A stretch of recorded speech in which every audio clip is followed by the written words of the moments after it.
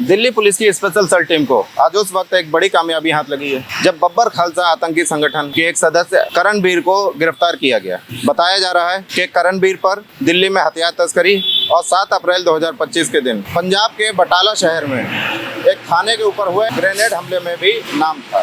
इस पर ज्यादा जानकारी के लिए दिल्ली पुलिस मुख्यालय से डीसीपी अमित कौशिक की प्रेस वार्ता।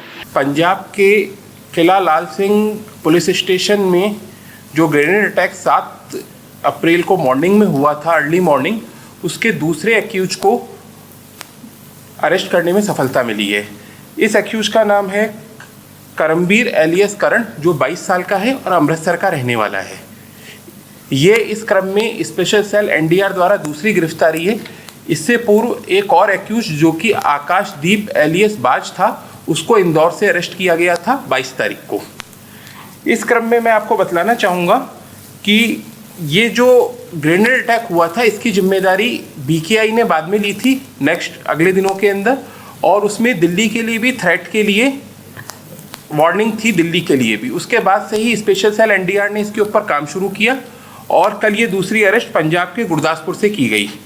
इस पर्सन करणबीर के बारे में मैं बतलाना चाहूँगा। करणबीर जो व्यक्ति है, ये जो बीकेआई के मेन हैंडलर हैं, उनके साथ डायरेक्ट सोशल मीडिया ऐप के थ्रू जुड़ा हुआ था और वहाँ से डायरेक्ट इंस्ट्रक्शन ले रहा था।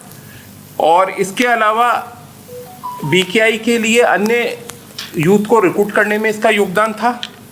इसने पिछले साल 2024 में वेस्ट एशिया के कंट्री के अंदर भी काफ़ी लंबी विजिट की थी, काफ़ी लंबे टाइम तक वहाँ रुका था ये। इसके अलावा इसके पास इस ग्रेनेड अटैक के रिगार्डिंग पैसे का भी, इसके पास पैसा भी पहुंचाया गया था बीकेआई के द्वारा, जो मेन रिसीवर था पैसे का इस एक्ट के लिए। और जो मेन एक्यूज थे जिन्होंने ग्रेनेड अटैक थाने पे किया था, उनको थाने के अटैक से जस्ट पहले के 2-3 दिन में इस एक्यूज ने ही अपने घर पे ठहराया था। इसी के घर से निकलकर अमृतसर के ये अटैक करने के लिए 6 तारीख को इसके घर से निकलकर 7 तारीख को अर्ली मॉर्निंग में इस अटैक को, ग्रेनेड अटैक को अंजाम दिया गया था। इसके अलावा इसका भाई गुरुसेवक भी इस अटैक की कॉन्स्पिरेसी और प्लानिंग के अंदर शामिल था, जिसको पहले ही पंजाब पुलिस द्वारा अरेस्ट किया जा चुका है। ट्रांजैक्शन ठीक ठाक क्वांटिटी में है, इनकी अलग अलग टुकड़ों में है, कुछ हज़ारों के अंदर है, कभी 20,000, 25,000, 50,000, अलग अलग ट्रांजैक्शन के अंदर अलग अलग टाइम के अंदर है इनकी। दिल्ली को लेकर थ्रेट ये था कि इन लोगों के साथ बीकेआई ने जो इस इंसिडेंट के बाद जो क्लेम किया था सोशल मीडिया पे, उसमें दिल्ली के लिए भी वार्निंग दी गई थी। उसके बाद से स्पेशल सेल काम कर रही है। और प्लस ये जो दोनों एक्यूज आकाशदीप एलियस बाज और करण है, जो दूसरा एक्यूज करमबीर, ये दिल्ली के अंदर भी एक आर्म्स की सप्लाई के अंदर शामिल रहे हैं, जिनमें रिगार्डिंग इनको दिल्ली पुलिस ढूंढ रही थी।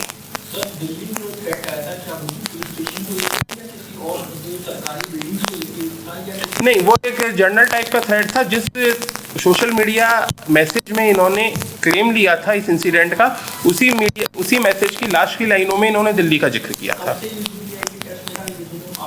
ये करीब 2 साल से बीकेआई के टच में है सोशल मीडिया ऐप के थ्रू।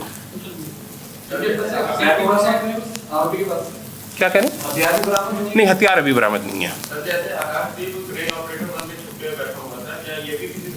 जी हाँ, बिल्कुल। ये इसने जो इसका मूल गांव अमृतसर है, वारदात के बाद इसने अपना गांव छोड़ दिया था।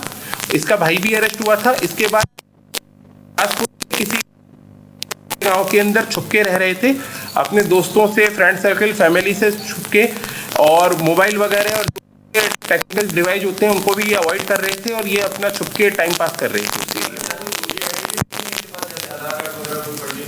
नहीं, उसमें भी इन्वेस्टिगेशन चल रही है। नहीं, निश्चित तौर पे इसके अंदर अभी कुछ और लोग हैं जिनकी अरेस्ट की जानी बाकी है। नहीं, अभी इसकी इंटरोगेशन चल रही है इससे, क्योंकि इसको कल ही अरेस्ट किया है, तो अभी इंटरोगेशन चल रही है।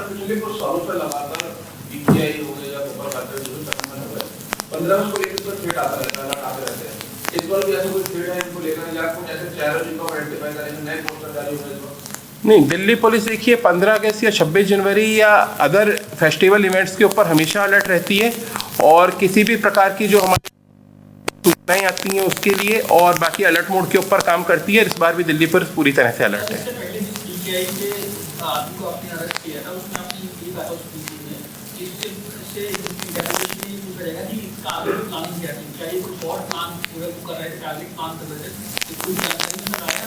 देखिए, कुछ हथियारों के बारे में हमको पता लगा है, अभी मैं डिटेल में आपको नहीं बता पाऊंगा। कुछ हथियारों का इनका लाने का प्लान था दिल्ली के लिए, उसके लिए अभी हमारी इंटरोगेशन अभी चल रही है।